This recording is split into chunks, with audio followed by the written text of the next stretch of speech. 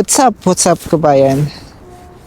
Welcome back to my channel. For today's video, we talk about how much can earn Filipinos here in Poland, mga kabayan.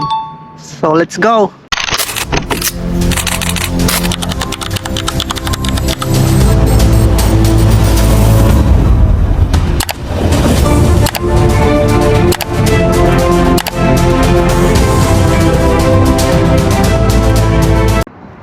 So ngayong video nga mga kabayan ay bibigyan ko kayo ng idea kung magkano ba talaga ang sinasahod ng mga Pilipinos dito sa Poland. So ito ay disclaimer lamang, ayon ito sa article na nabasa ko kamakailan lamang. So dala-dala ko rin yung guide para at least hindi ako magkamali sa sasabihin ko sa inyo. Sabi dito, how much can Filipino earn in Poland? So dito sinasabing sa pagsusuri kung magkano ang maaring kitain ng isang Pilipino sa Poland depende sa trabaho, industriya, karanasan at lokasyon. So, ang example dito ng karaniwang sahod ng factory workers, karaniwang taunang sahod ng isang factory worker sa Poland ay humigit kumulang na 57,314 zloty, mga kabayan. So, taunan yon or kada buwan ay 4,776 zloty. So I think net na tong 4,000 na to, 4,700 mga kabayan, para ito doon sa factory worker. So kung talagang legit ang agency, hindi kumukupit or hindi kumukobra ng ganon kalaki para sa bahay, sa electricity, or sa iba pang mga sinisingil sa inyo. So maaaring matanggap nyo tong 4,776 na to kada buwan. Ayon din sa kaibigan ko na si Kuya Ralph. So shoutout sa iyo, Kuya Ralph. So nagtatrabaho kasi to sa warehouse. Sabi niya ang labanan daw sa factory talaga ay per oras. So ang pasok niya kada sa isang duty ay I think 10 hours to 12 hours kung hindi ako nagkakamali, mga kabayan. So mas malaki yung kikitain kung marami kang pasok sa factory workers, at syempre kung marami ka ring oras. So ang pangalawang sabi dito na example ay warehouse worker.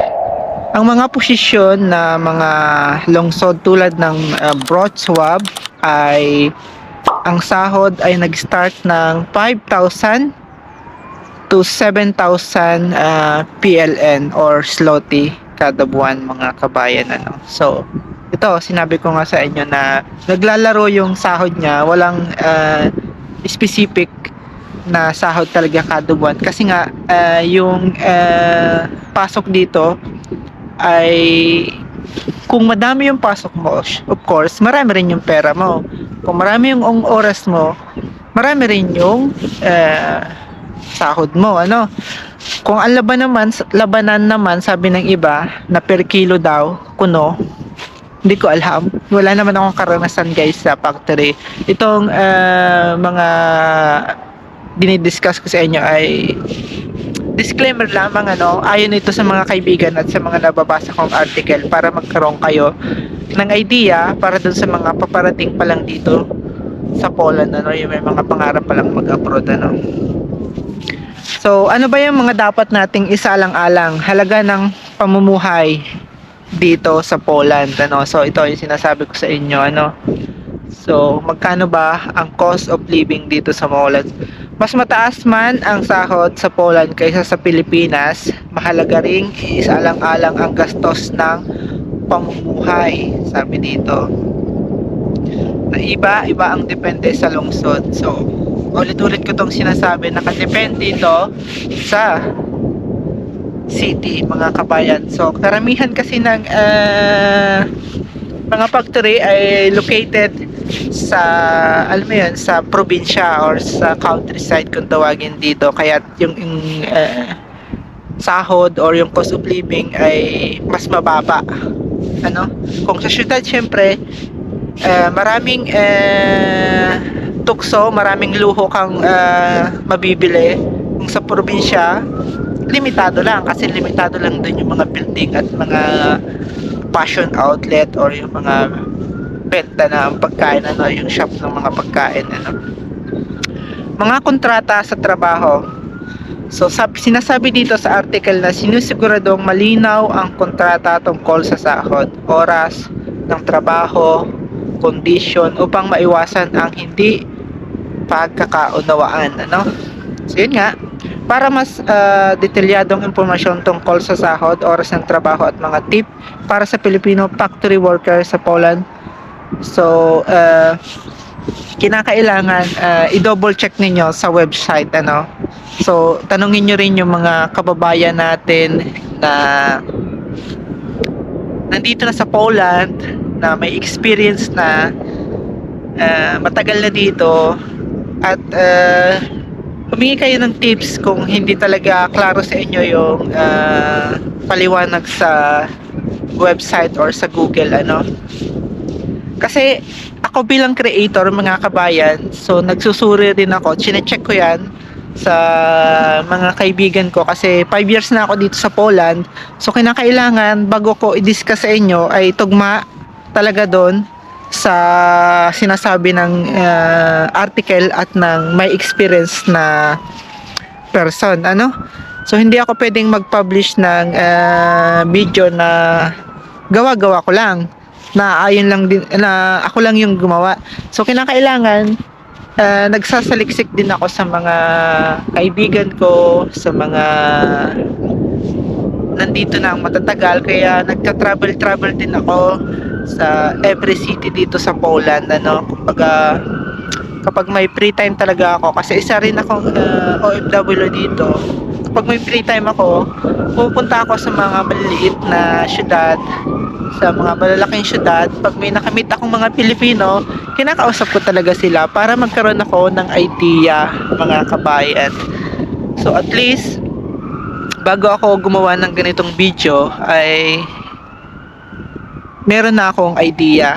So alam ko na agad yung kailangan kong ipaliwanag sa inyo. Kung may mga katanungan kayo, so sinasabi ko nga na mag-comment or mag-iwan kayo ng comments sa comment section ng video na to at sa mga ibang video ko sa YouTube channel, mga kabayan, ano, para maiwasan natin yung yung pag-aalinlangan. Baga, itong video na to, ginawa ko to para sa mga kababayan kong nangangarap pumunta sa Poland. So hindi lang ito para magpasikat sa inyo, ano. So medyo sikat na ako, hindi ko na kailangan magpasikat sa inyo, mga kababayan. Pagka itong ganitong paraan ko ng paggagawa ng video ay libangan ko na lang. So ito yung paraan ko ng libangan dito sa Poland, mga kabayan. So syempre after work, after na nakakapagod na araw, after na nakaka-stress na sitwasyon, so kinakailangan kong kumanap ng libangan. So which is ito yung libangan ko dito sa Poland. Kapag may free time ako, sabi ko nga ay ito, kung makikita nyo, diba, itong nasa likuran ko, pasyal ulit ako dito sa paborito kong pasyalan dito sa Gdańsk, malapit dito sa tinitirhan ko, ano, mga kababayan. So which is malapit din dito sa pinagtatrabahuhan ko. So kapag may mga free time kayo at mga oras, syempre panoorin nyo yung video ko. Kung may mga katanungan kayo, mga kabayan, huwag kayong mahiyang mag-iwan ng comment sa comment section ng video na to at sa mga iba ko pang video, ano. So meron din akong iba pang mga social media kung wala kayong YouTube or nakita nyo lang sa ano to, sa promote. Kasi nagpo-promote din ako sa social media ko na Facebook, Instagram, at Twitter or X. So, mag-iwan kayo ng comment para sa mga katanungan nyo, mga kabayan. So, maraming salamat ulit sa inyo, mga kabayan, sa walang sawang suporta, syempre, ng ating ibang mga kababayan na nakaka-appreciate ng aking video. So, hindi man ako ganun ka-professional. So, at least, may naiambag ako bilang isang OFW, bilang isang kabayan at bilang isang kaibigan dito sa Poland. So, hindi man ganun ka-perfect yung mga video ko, at least di naman ako mamalaki. At least may mga idea kayo kahit hindi man perfect. So once again, maraming salamat sa inyo at God bless you.